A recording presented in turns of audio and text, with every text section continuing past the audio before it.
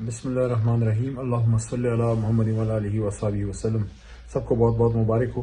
آج high court اسلام آباد سے بہت بڑا فیصلہ آیا ہے اور عمران خان صاحب کو توشہ خانہ کیس میں ضمانت پہ رہائی ملی ہے، اور انشاءاللہ امید ہے کہ بہت جلد انشاءاللہ عمران خان صاحب رہا ہوں گے، اور وہ جو جھوٹ کا ایک پرندہ ان کے خلاف بنایا گیا تھا آج وہ نیست و نابود ہوا ہے۔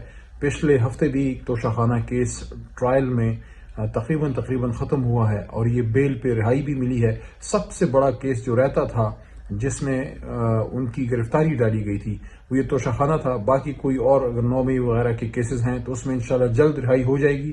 یہ کیس بڑا اہم تھا اور اس میں رہائی ضمانت پہ ملنا بہت بڑی کامیابی ہے۔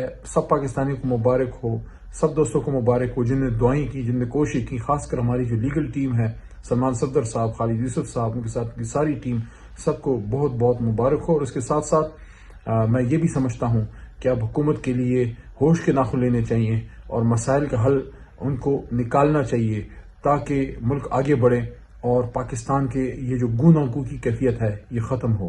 پاکستان زندہ باد، عمران خان صاحب آئندہ باد۔